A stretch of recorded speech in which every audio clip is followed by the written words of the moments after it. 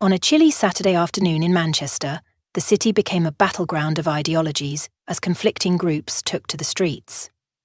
The British Patriots rally, organised by aimed to promote nationalist sentiments and rally support for their cause.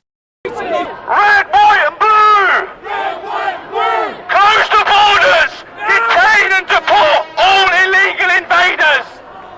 And deport and detain all Islamists! In response, a significant number of pro-Palestinian activists gathered to voice their opposition, leading to chaotic scenes that culminated in confrontations and mass arrests.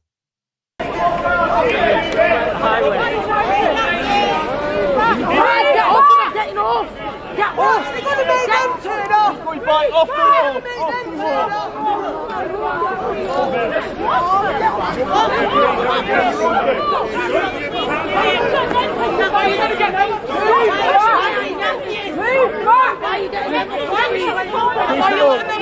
The UK has witnessed a resurgence of nationalist sentiments over the past few years, fueled by various socio-political factors including Brexit, economic uncertainty, and increasing immigration.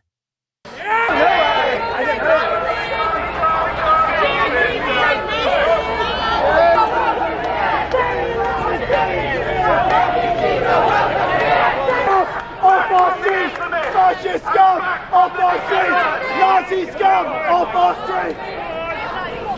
Conversely, the global pro-Palestinian movement has gained traction, particularly in light of ongoing conflicts in Gaza and the West Bank. Many activists view the plight of Palestinians as a humanitarian crisis, calling for solidarity and support.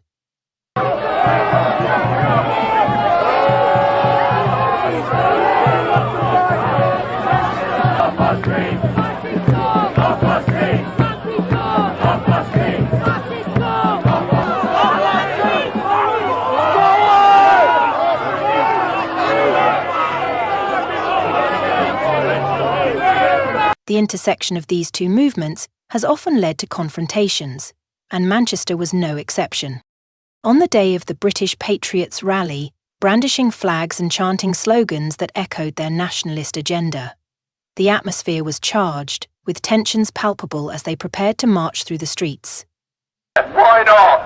3, 2, 1, hey! And again, 3, 2, 1, hey!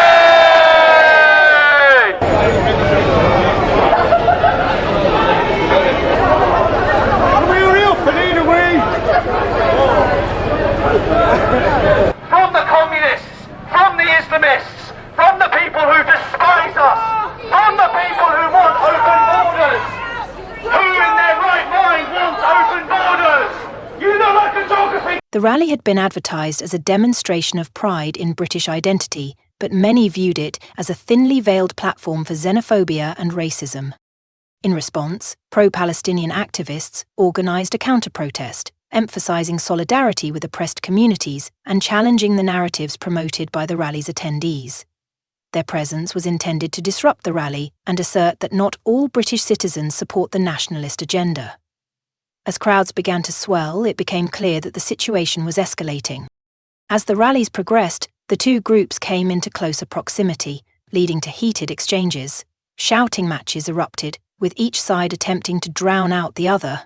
Reports indicated that some individuals from both sides began to engage in physical confrontations, throwing punches and projectiles.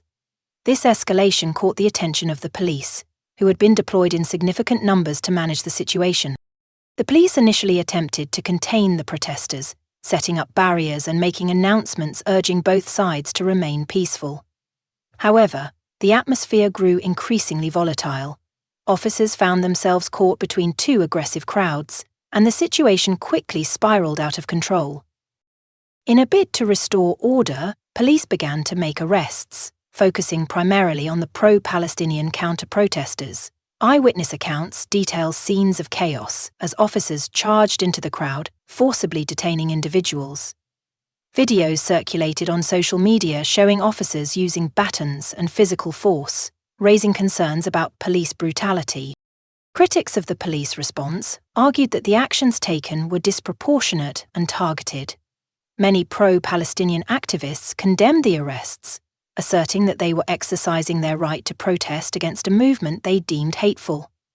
The use of force by the police sparked outrage, leading to calls for an independent investigation into the actions of law enforcement.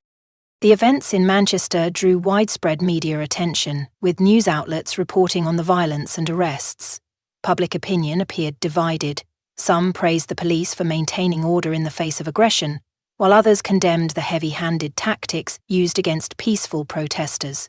Social media platforms became a battleground of their own, with hashtags related to the protests trending as users shared their. The contrasting narratives surrounding the events highlighted the deep divisions within British society. Some individuals expressed support for the pro-Palestinian movement, emphasizing the need for solidarity in the face of injustice. Others rallied behind the British Patriots rally, viewing it as a necessary defence of national identity against perceived threats.